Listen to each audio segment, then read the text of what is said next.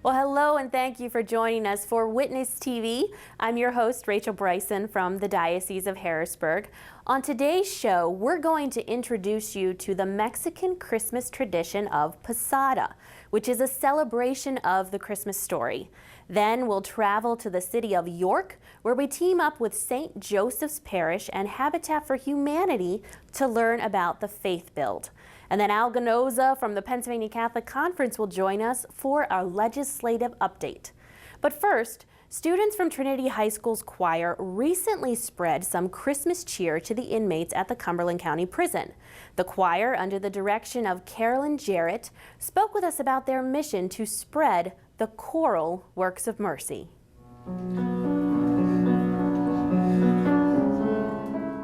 A couple years ago, when Pope Francis was celebrating his Year of Mercy, and I was thinking about corporal works of mercy, and I thought, oh, choral works of mercy, wouldn't it be great if we somehow did a concert series of concerts that served the people who were discussed in the corporal works of mercy? A lot of them were a lot easier. This was obviously going to be the most difficult one to manage, so I immediately thought I need to talk to Father Don Bender at St. Pat's, who was the chaplain, the St. Patrick's chaplain here at the time. So I met with him in the summer and said, this is a crazy idea, I doubt it's going to work, but it did, and 3 years later we're still here doing it. Probably the first time that I came here, I was actually a little intimidated.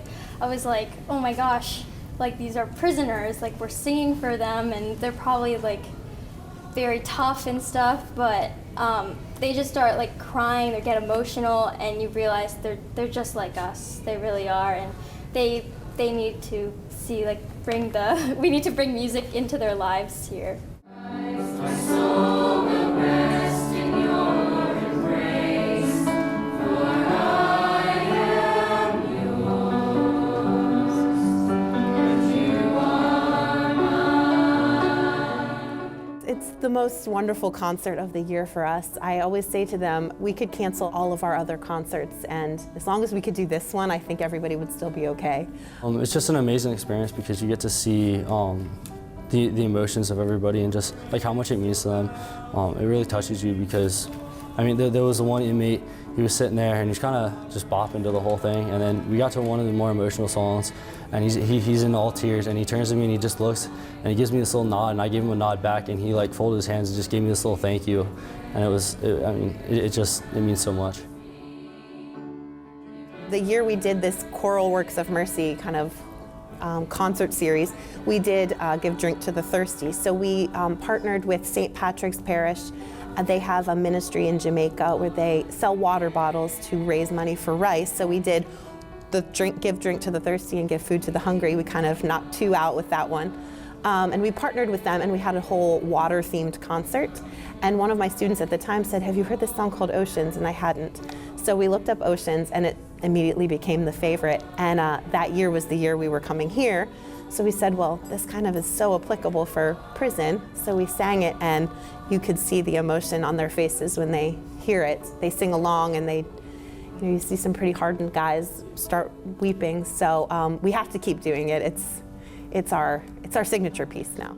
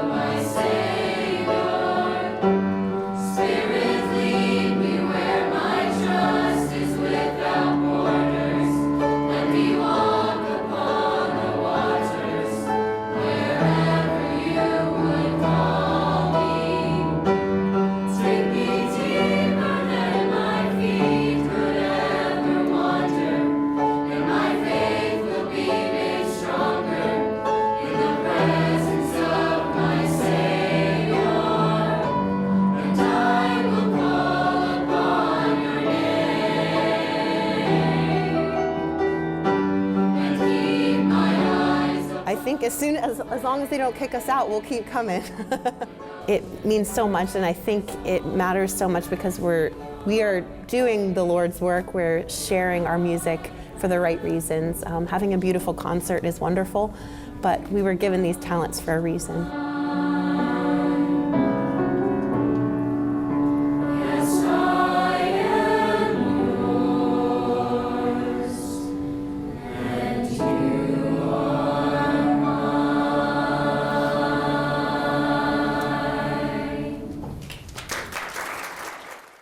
Well, the choir members presented 2 performances during their visit to the prison. Now, Christmas is a time of celebration. Last week, we introduced you to some of the Christmas traditions in Peru, Nigeria, and Vietnam. Today, we're taking a closer look at the Posada celebration. The Posada takes place the 9 nights leading up to Christmas. Families travel from house to house during this time, recounting Mary and Joseph's search for a place to stay in Bethlehem. Well, we caught up with our Posada travelers at St. Francis of Assisi Parish in Harrisburg, where they spoke to us about this tradition. Posada is a tradition that comes from the Mexican mostly. It starts on the 16th of December, and it's 9 posadas. They end on the 9 before that the baby Jesus was born. So every posada, every 9, everyone represents the 9 months that Mary was pregnant. So it's like moving from one place to the other. How they start is that people come from outside and they start knocking at the door. There are people inside and they go, it's a tradition, they go house to house doing it.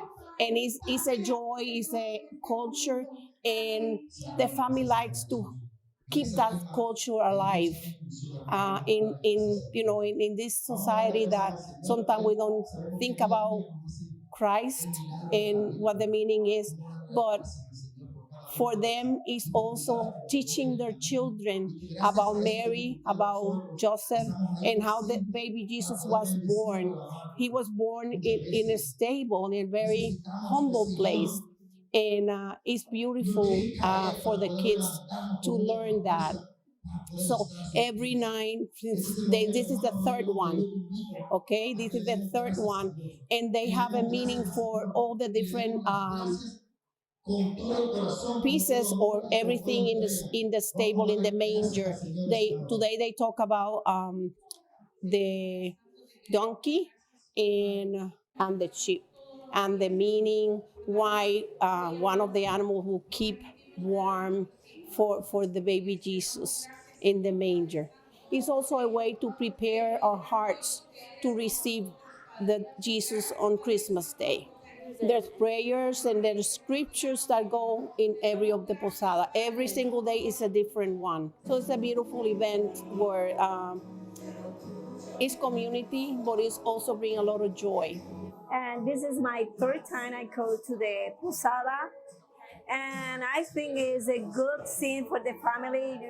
We are meeting together to pray, to singing, caroling. And the other thing is, I'm from Puerto Rico, and I say the same thing. We have the parranda, but our parranda start in the middle of the night.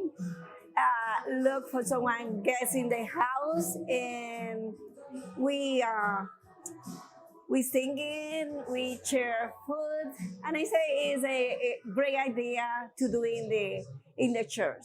Like me, I am a teacher. I am very close because I teach in the religion school, and I try to teach my students, our costume, because every day is different, In our school is one of them is we are like a family, but the family we need to teach our costume, our tradition. And I say it's Christmas is the best time to share, our roots. I like to talk about the gospel. My thing is this is the shepherds. The shepherd was one of the people God announced is the good news. Okay, and the shepherd is like people don't have education, and God, this is a one to one, you know, to present to the you say common people. Although the posada originated in Mexico, this tradition has since spread to many other countries. Well, what does faith, fellowship, and a 2x4 have in common? They are all part of the Faith Build. This project to build 14 new homes on Chestnut Street in York is bringing together Habitat for Humanity and various faith communities, including our own St. Joseph's Parish.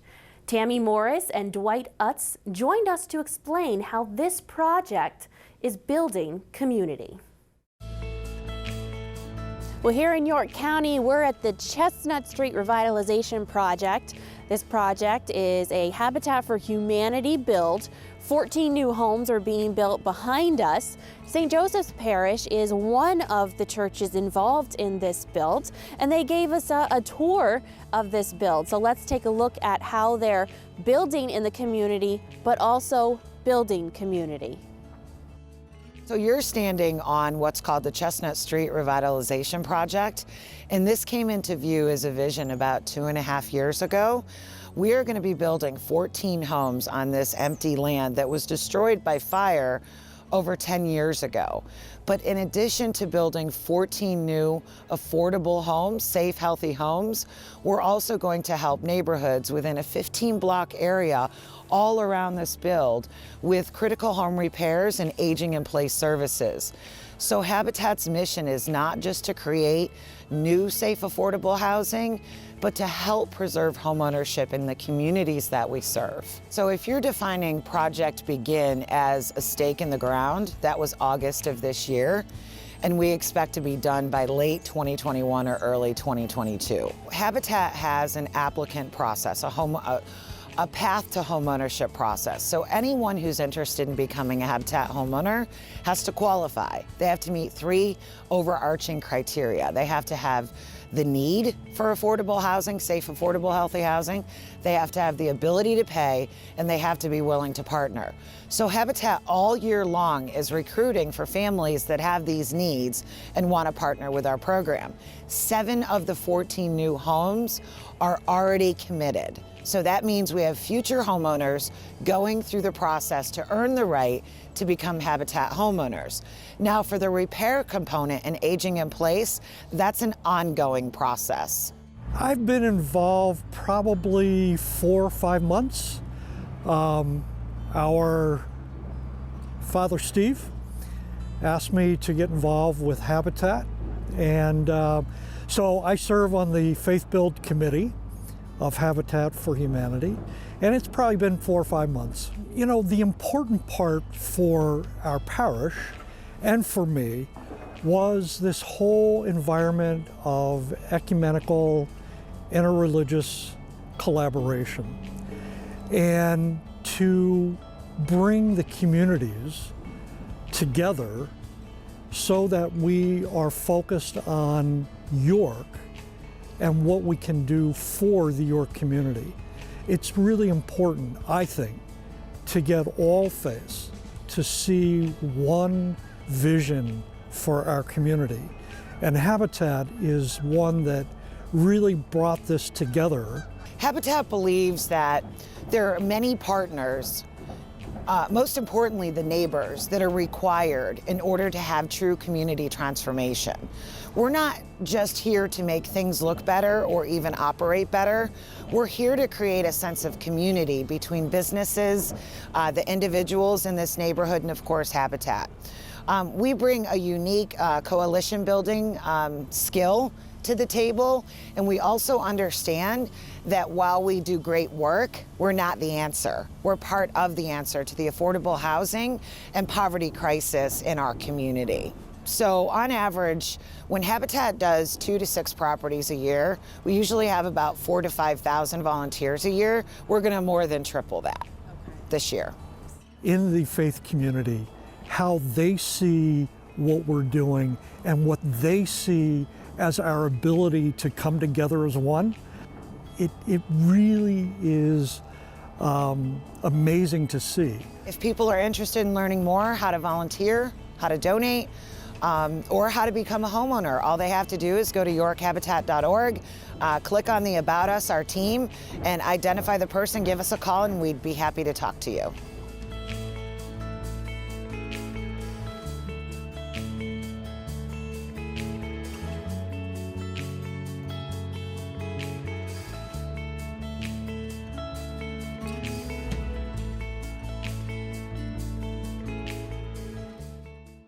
Well, thank you, Tammy and Dwight, and for all of those who are contributing to this worthwhile project. Up next, Al Ganoza joins us with an update from the Pennsylvania Catholic Conference. Al?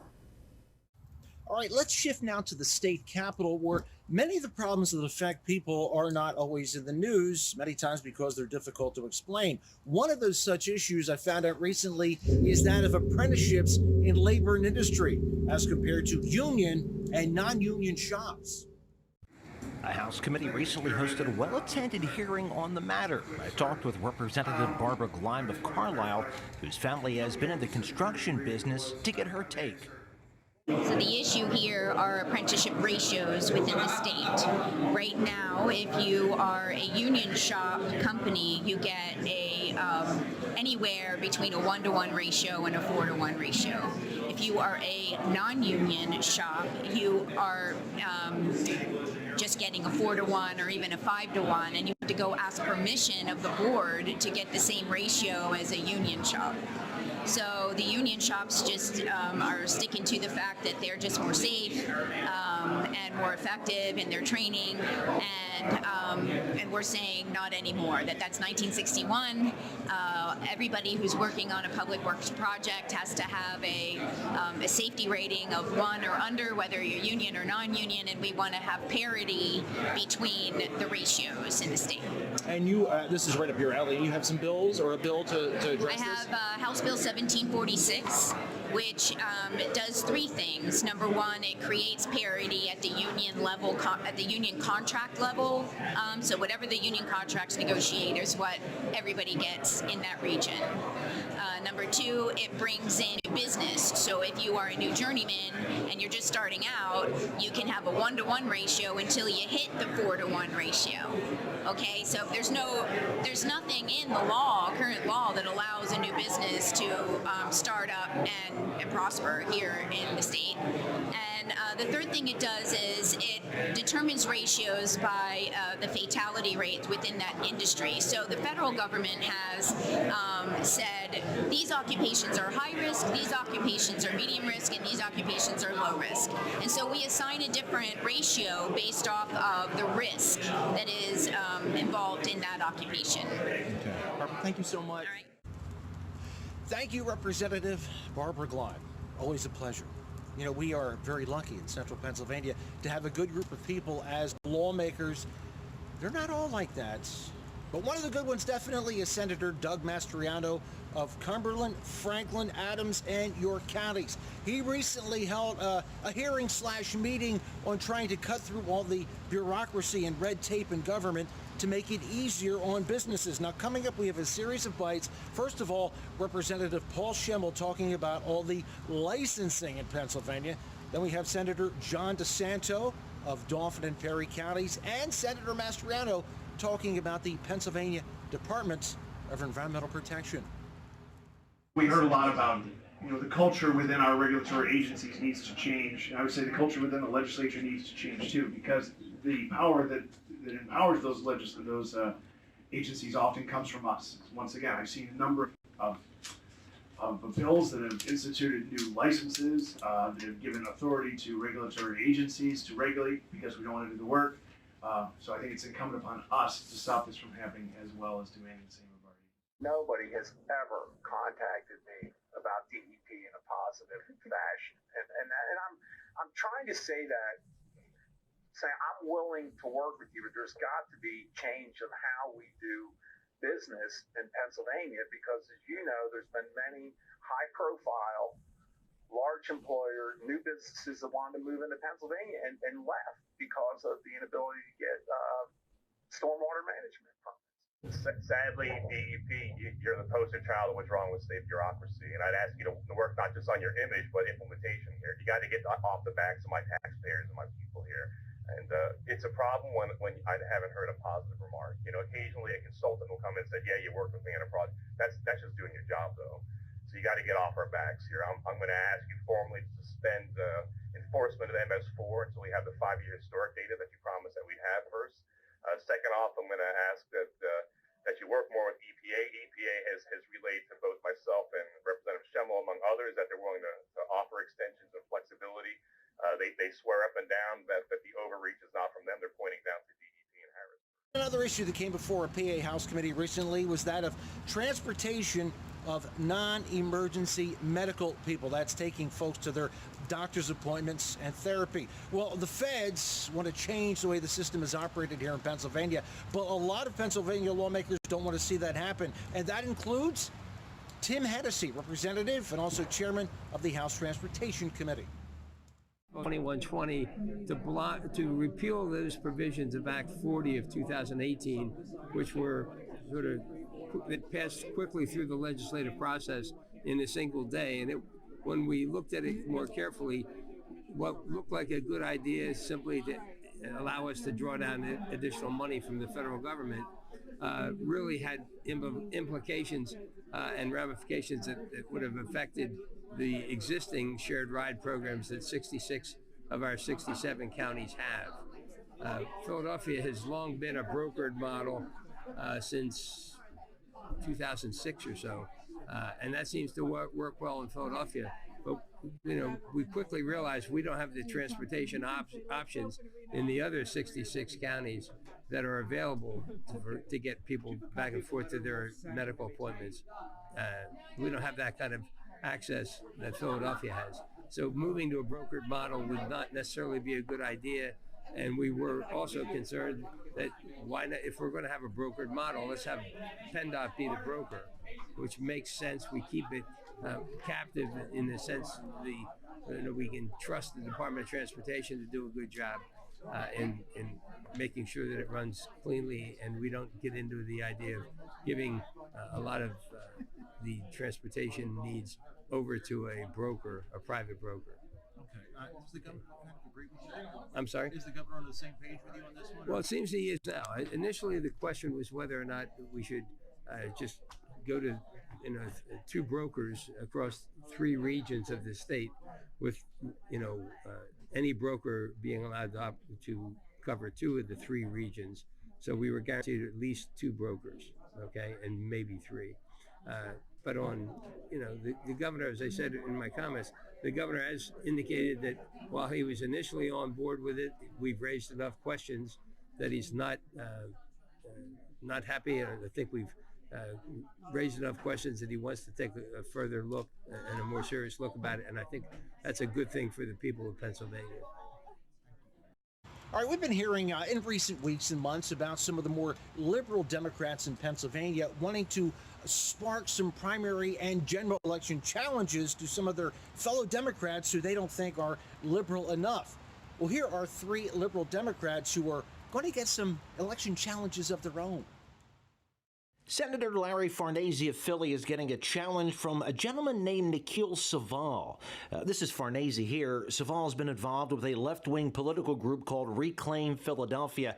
Don't know if you can go much further left than Farnese. Representative Brian Sims of Philly is getting a primary challenge from James McDevitt, who, like Sims, is openly gay. Philly Magazine says it will be the first time in Pennsylvania history that 2 openly gay candidates for state office will face off in a general election. McDevitt is running as an independent.